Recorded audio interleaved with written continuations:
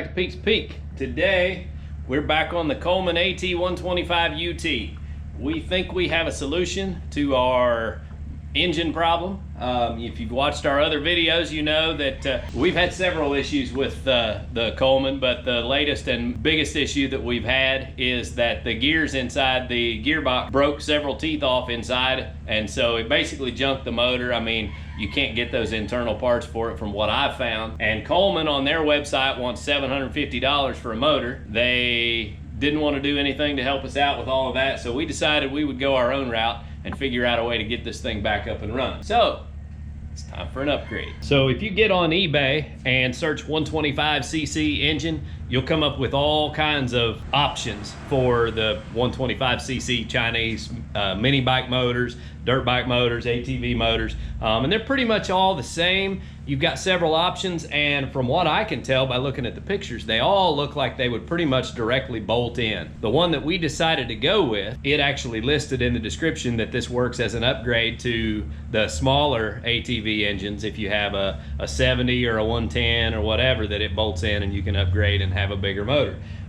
This has, I don't remember how many horse it was close to 8, I think, which is like a 1.5 horse upgrade from the 110. But anyway, so if you've got a different ATV and you're looking at other options, then this might be the thing for that as well. The main reason I chose this motor instead of the exact same engine that was in this is because really from day one, when Caden got this ATV, the one thing that he has mentioned is he wanted his to be like mine. His had the hand shifter. You put it in drive or you put it in reverse, and those were your options. But he wanted a foot shifter and he wanted to be able to shift gears. Well, the motor that we chose actually has 3 forward gears and a reverse gear. Otherwise, it's basically the same and should be a direct bolt-on, we're hoping. Now, we may have to get into a little bit of wiring because I don't think the connections are all exactly the same, but we're gonna figure that stuff all out as we put that motor in here. So we're gonna take you guys along, show you the process, and if this works, then we'll give her a test ride and we'll show you how all that works. So hope you enjoy the video today.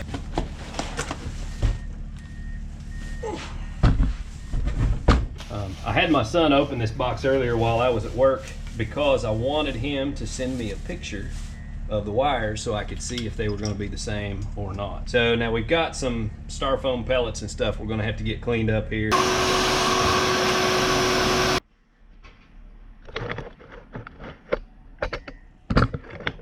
First thing I notice about this is it is oiled up like it's headed to the beach for a suntan. I guess just to keep it from rusting if it's sitting in storage or whatever, I don't know, but it's a mess. All right, so I've done just a little bit of investigating as far as the wires go, and I actually found the connections that match up with these colors right here. And on my old, these have to do with the charging system and all that. So what I'm gonna do is I'm going to take this connection off of the old side cover here, and I'm going to take these wires that are exactly the same color and I'm going to solder each one on there so that I have the original connection that I can put on there. That way it'll just be plug and play.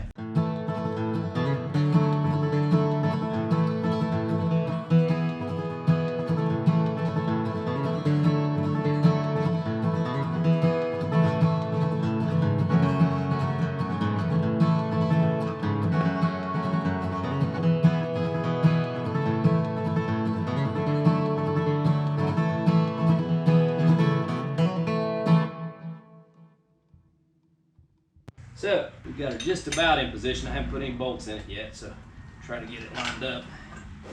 There's that one in line.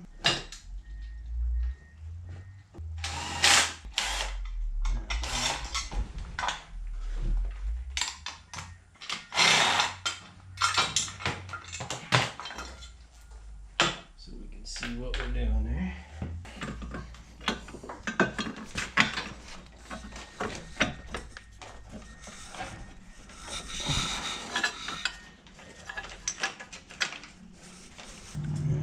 Nuts on there, tighten them up.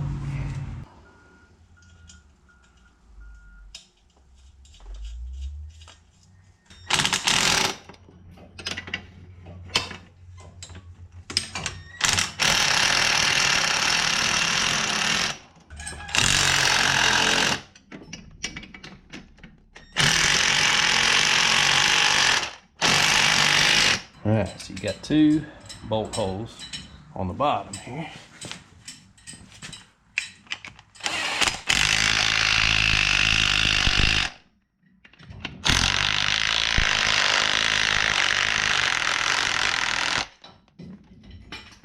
Now we have an issue that we have to take care of that I found the other day and actually forgot about.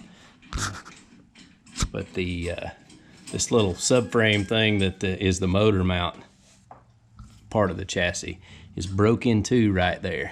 So we got to fix that before we go any further. So I got to get that cleaned off and welded up.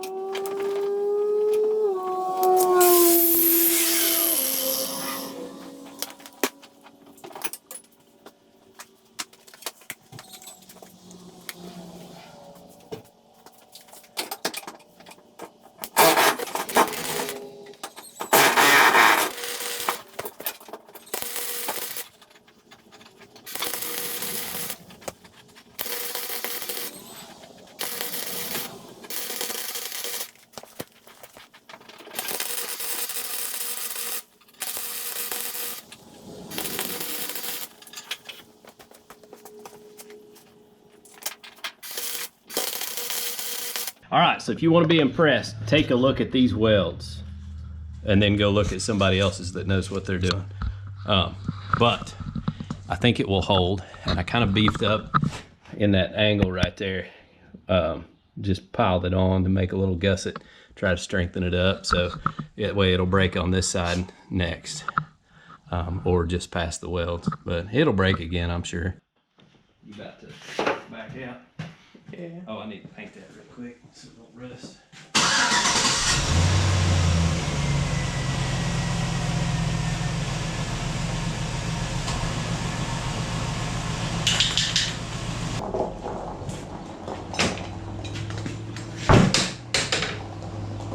Now, let's see if we can't get her wired up.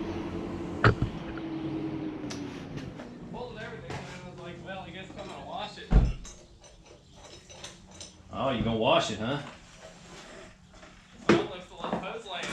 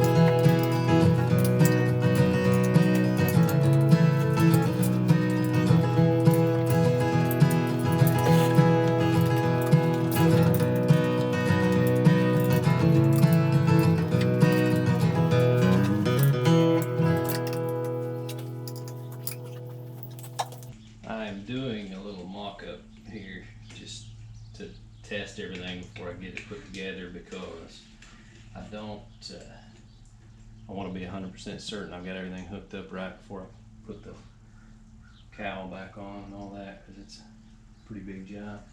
It's got oil in it, dude. Yeah? But like, that seems so weird to me that they would ship it with oil in it. Yeah. That I'm thinking I may pull the drain plug. I mean, it's probably what, like $5 worth of oil? It's not even that, it ain't even a full quart.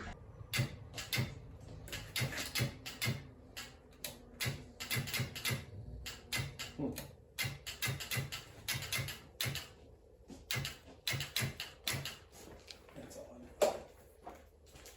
Battery dead, or is it? Well, I don't know, it don't act right. Try to pull the plug out and see. It's just got really high compression. Well, it could have oil up on top of the cylinder, I guess. Yeah, I mean, if it's upside down and chipping. I never thought about that. Oh yeah, cylinder's full of oil. Just running out. So where they shipped it with the oil in it, all the oil run to the top of the cylinder. Pulled the plug out and oil started pouring out. So when I tried to crank it, it wouldn't turn over. So I'll crank it a few times with it out.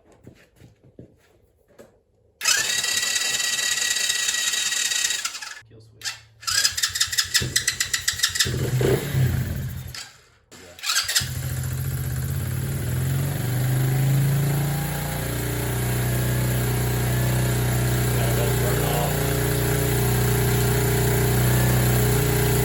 Alright, so I think we got her tweaked out.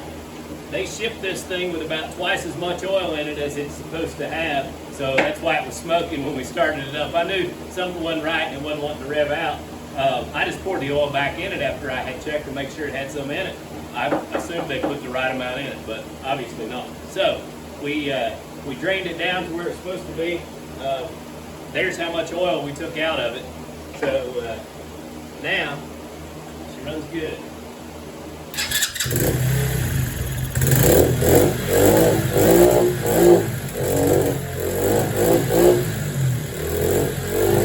Smoking went away. So, yeah. I need to get the idle set on it. It doesn't want to idle. But Are you going to set the old motor? no, it's no good. So, now we got some work to do. We got to go ahead and put it back together. And I'm going to take a minute and I'm going to film. Part of the reason why I did this temporary hookup is so that I could film the wires and show you what I did to make this motor fit in the Coleman.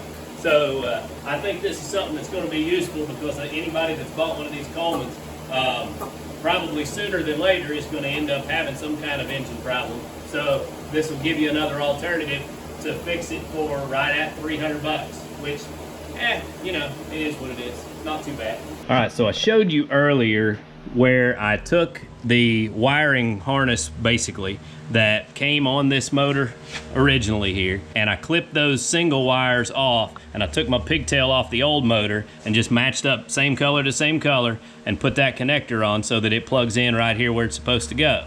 Now the other one, right inside this little pocket here, yeah, there you go. The other one is already ready to go. It plugs right in there, and that's on this motor, so it fits right in there. Everything on the motor bolts up exactly the way it was. 2 bolts underneath the frame, long bolt through there, short one on each side of the head, and you're bolted in. I had to loosen my chain up, something about, I don't know, maybe in a different size sprocket. I think I had a 12 or a 13 on the other one, so that's probably why I had to loosen that up. But anyway, I had to put my chain cover on there. And then as far as wiring the top side goes, it's basically putting everything back where it was, and then you've got from this connection coming from the engine, you have your existing wiring. So pretty much everything on this top side is going to be your existing wiring leading to this your CDI box and your battery, your solenoid, and all that. So all that's going to go back just exactly the way it was. So your motor connections will go right in this little bag right here, this little rubber cover that it's got over them. So really there's absolutely nothing to fitting this thing up. I kind of tried to take my time and make sure that, you know, all the colored wires matched and all that to make sure I wasn't going to burn anything up or ruin anything before I started this. But yeah, so the main thing to remember is to check your oil, pull the plug, drain the oil out of the top of the head because they ship it with oil in it. It filled the cylinder up with oil so it wouldn't crank because the cylinder was full of oil. It was, you know, vapor locked. And so we had to drain that out. I actually had to tighten the head nuts on this one because there was oil leaking out of those. They have little crush washers on them and they just weren't tightened down enough. So I tightened those down. Everything else is pretty much ready to go. So I'm gonna unhook this stuff and put the shroud back on. He'll be just about ready to ride. One more thing I was gonna mention where I talked about switching it over to a foot shift. This motor, at least in the pictures on eBay, showed it coming with a foot shifter that had the shifter on the front and the little thing on the back where you push your heel to upshift, but it didn't come with that. I don't know if ours fell out of the box or what, but I had an old junk four-wheeler here, so we just stole the shifter off of it and we're gonna put it on here, and that'll at least get him going, so that'll work there.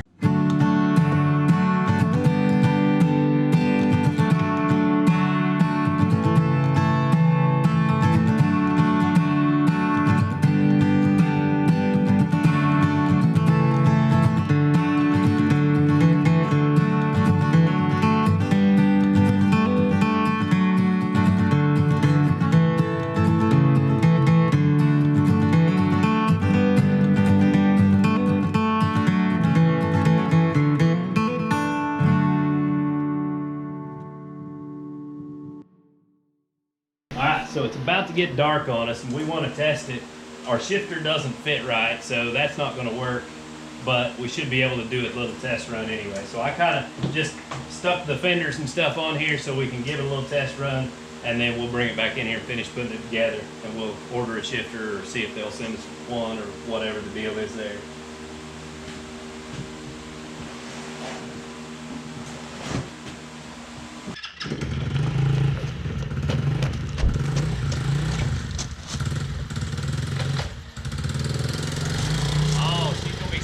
Low gear, he'll be able to pull the hills like crazy.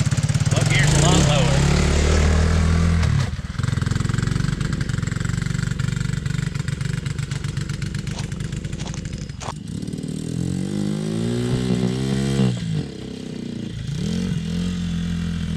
Bogging out. Real snappy. Huh? Real snappy.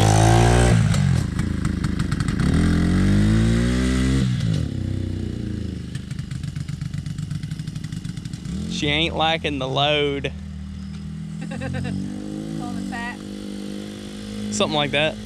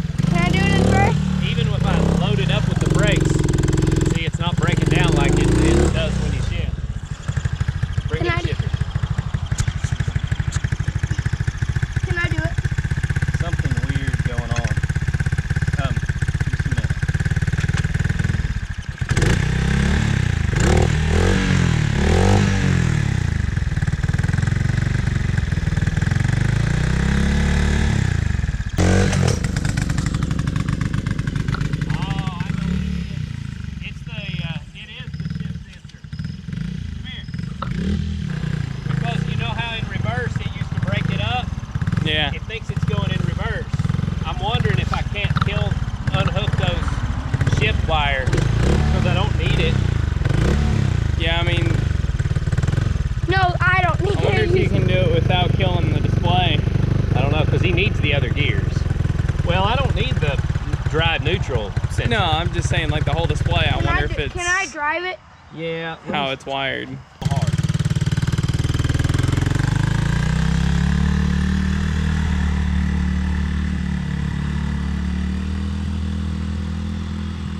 I'll figure this out, but it's doing that cutout thing like it did for reverse. So it's the gear sensors, it's not wanting to let you use second and third gear. So I gotta figure that out. Go another lap. Man, she looks pretty good. Shiny. Wow, nice.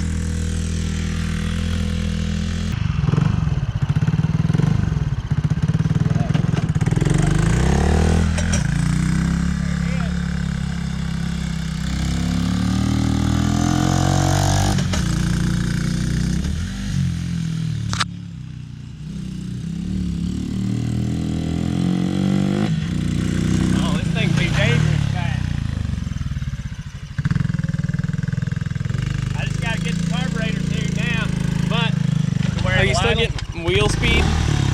No, because it's broke. Remember, it's been broke since we got it. Oh yeah, I forgot about that. No, but here's the deal. I unplugged the sensor so that it doesn't know what gear it's in. And now it'll let you use all the gears. And this thing, if you wound it out, would fly in third gear. Now, if the third gear is going to be useless here, he ain't going to be able to use it on the hills or nothing. But it's geared a lot better for climbing those hills. This is going to be way better.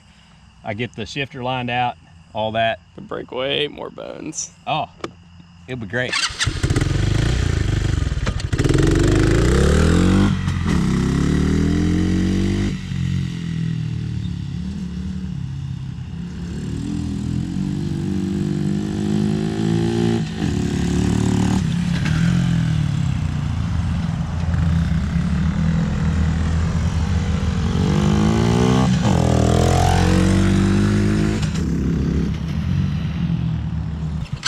Wonder if it even makes enough torque to wind out third gear all the way. It would if you got it out on the road or something. One of us is gonna die. In case y'all are wondering why I'm shifting with my hand still, it's because our shifter doesn't fit right. So we've got it just stuck on there and it can't go on all the way or it hits the engine case. So I've just got it stuck on there and I had to hold it on while I shift gear so it didn't fall off. But I'm excited because this is gonna work.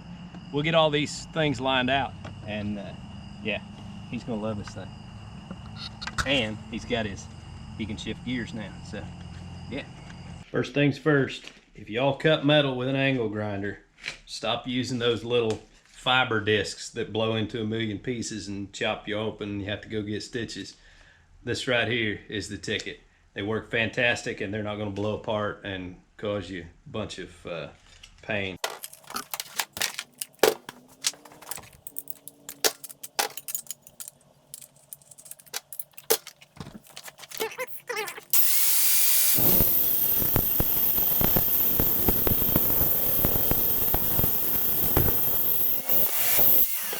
Yeah, so I've been working on how to get this fitted.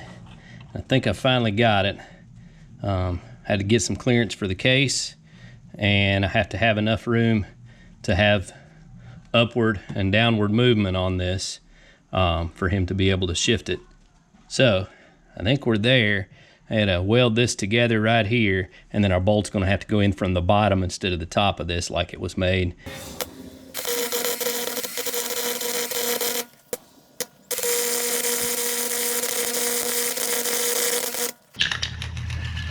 And we're out of black paint, so he gets a blue shifter.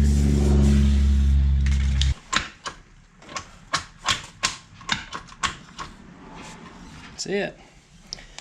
I think she's going to work. We gotta let the paint dry.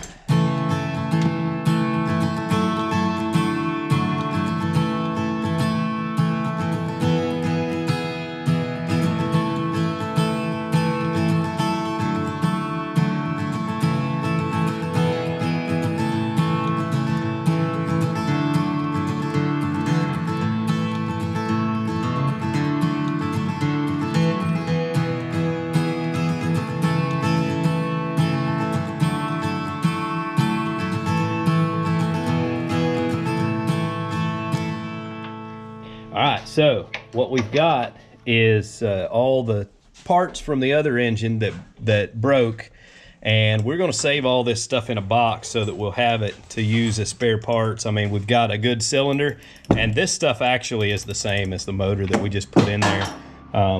So we've got a good head. In fact, this head gasket probably could even be reused on this type of application. Side covers, a new starter, intake, piston, crank. None of that stuff is harmed. Even this stator or charging, whatever you call that, is still good. I just clipped the end off of it for the wires. All these extra bolts, so we'll save all this stuff and that way we'll have some supplies to work on it with in the future. All right guys, so I'm gonna give you a quick rundown of what I had to do all in all to get this thing finished up and get everything working the way it was supposed to. It was pretty straightforward, pretty direct in what we had to do to get it working right. Basically the wiring is plug and play, but I'll tell you the main thing that we ran into last night that took me a minute to figure out was that one of the plugs that I told you to plug in, this connection right here off of the engine, is your like transmission position signals. So it tells it whether it's in neutral, drive, or reverse. Now, here's why this is important and why we had to unplug that. There's a reverse like rev limiter that kicks in when you put this thing in reverse so that it won't go too fast. And it cuts out the ignition signal. So it kind of goes pop, pop, pop, pop, pop. as you're backing up. And when I first started riding it, it ran great in first gear, had plenty of torque and power, it pulled good, ran great in reverse, and it did not cut out, which I didn't notice to begin with. But when I shifted into second, it all of a sudden just fell on its face and bogged down.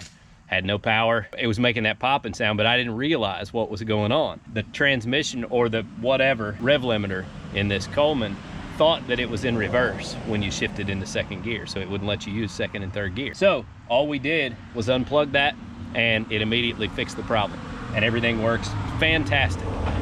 In fact, it makes this Coleman so much more useful on hills and all of that, because low gear is a lot lower than it was geared before, which means you're going to be able to go slower up the hills and still have the power to pull the hills and all that. But then you can shift into second, and that's where the meat of the driving is going to take place. I think third gear is probably too tall to do much riding unless you've got real flat ground or you're doing downhills. And I think also third gear would be very fast if you were winding it out in third gear. So we've not really tested that out. I mean, I'm not going to get it out on the road, and we don't have enough flat ground down here to test that out. But I'm going to let Caden figure out how to shift these gears and do a little bit of riding here now, since we're all ready to go.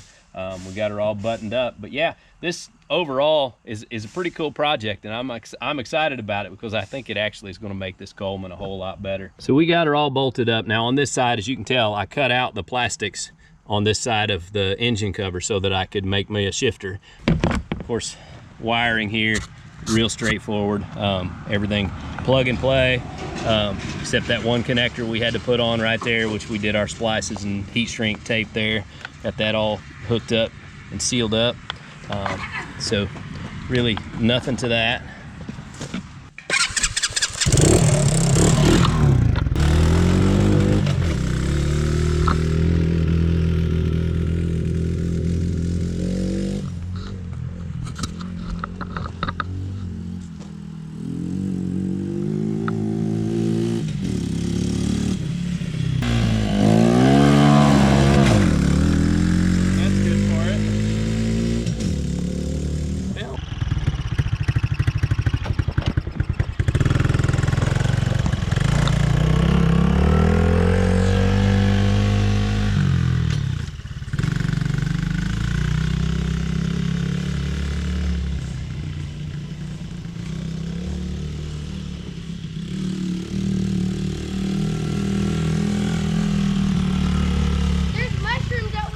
Yeah, keep her running.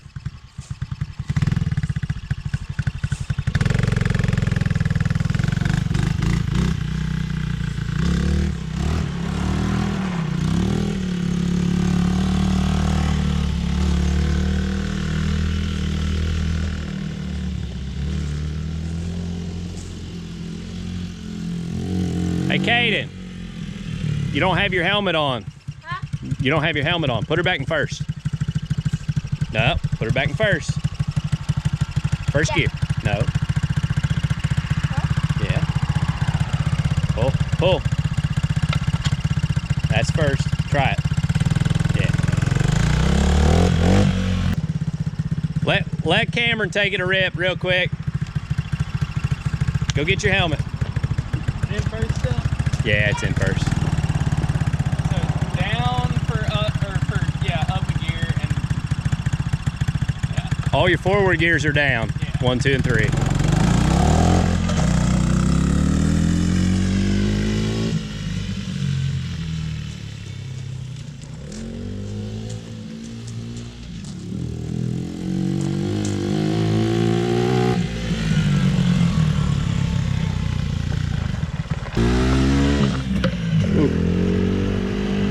Like I said, how long you give them before it blows up? It won't be long. He pretty much needs to just run second gear unless he's going up the hill. Yeah, second gear seems like basically the same ratio as the first, or you know, the one gear was before. Yeah.